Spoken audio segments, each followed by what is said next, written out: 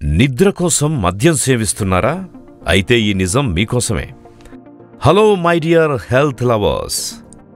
ఈ మోడర్న్ జనరేషన్లో మత్తు కోసం మద్యానికి బానిసవుతున్న వారికంటే ఒత్తిడి తట్టుకోలేక సరిగ్గా నిద్ర పట్టక మద్యానికి బానిసవుతున్న వారే ఎక్కువ. మారుతున్న జీవన విధానాలు, పెరుగుతున్న పని ఒత్తిడి, బలహీనమవుతున్న మానసిక పరిస్థితులు ఇవన్నీ ఇందుకు కారణం.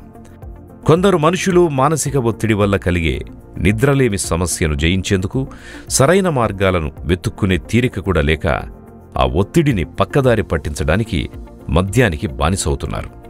ఆరోగ్యాన్ని స్వయంగా చెడుదారి పట్టిస్తున్నారు. మరి నిజంగా మద్యం నిద్రలేమి సమస్యకు సమాధానమవుతుందా?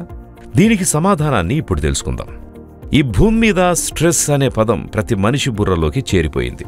ఆ స్ట్రెస్ని జయించడానికి యోగా, ధ్యానం ఇలా ఎన్నో ఉన్నప్పటికీ ఆ వైపున ప్రయాణించాలి అనుకునే మనుషుల సంఖ్య మాత్రం తక్కువ.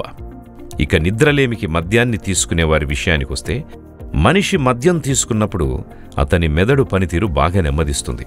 ఆ తర్వాత మత్తులోకి జారిపోయి నిద్రపోతారు.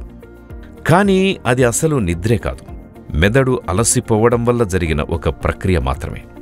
ఇలా మద్యపానానికి అలవాటైన వ్యక్తి అసలైన రెమ్ స్లీవ్ అంటే గాఢ నిద్రకు దూరమవుతాడు. కొన్ని రోజులకు మద్యపానం చేయకుండా నిద్రపోలేని స్థితికొస్తాడు. ఆ తరువాత ఎన్నో మానసిక, శారీరక సమస్యల్ని ఎదుర్కొంటాడు. ఆఖరికి అనారోగ్యం పాలవుతాడు. మద్యం వల్ల లివర్ మాత్రమే చెడిపోతుంది అనుకునే వారికి తెలియాల్సిన నిజం ఏమిటి అంటే, మద్యం వల్ల జీవితమే చెడిపోవచ్చు. ఒత్తిడి జయించడానికి మద్యాన్ని ఆశ్రయించే మహానుభావుల జీవిత చక్రం ఇదే. మరొక విషయం ఏమిటి అంటే, ఒత్తిడి తట్టుకోలేక నిద్ర కోసం మద్యపానానికి అలవాటైన వారికి స్లీప్ యాప్నియా సమస్య మొదలయ్యే అవకాశం ఉంది. ఈ సమస్య తీవ్రత పెరిగే కొద్దీ నిద్రలో ఉన్నప్పుడే శ్వాస సమస్య ఏర్పడుతుంది. అలాగే డీహైడ్రేట్ అయిపోతారు. ఆ తర్వాత ఇది గుండెపోటుకు దారితీస్తుంది. కొన్నిసార్లు నిద్రలోనే మరణానికి దారితీయగలదు.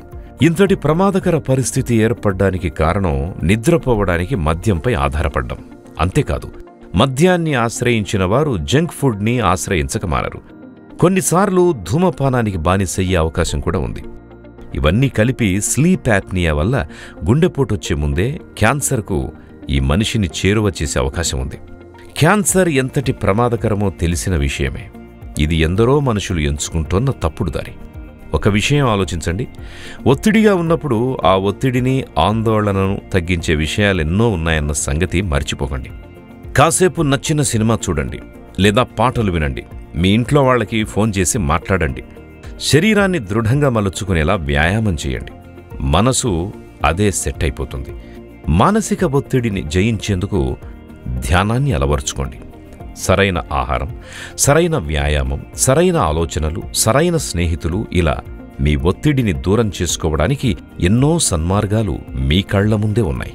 ఒత్తిడి ఎక్కువున్నప్పుడు కాస్త ఆగి ఆలోచించి నిర్ణయం తీసుకోండి చాలు. మీ జీవితం ఎప్పుడూ మీ చేతుల్లోనే ఉంటుంది. ఇలాంటి మరిన్ని ఆరోగ్య సమాచారాలతో మళ్ళీ కలుద్దాం.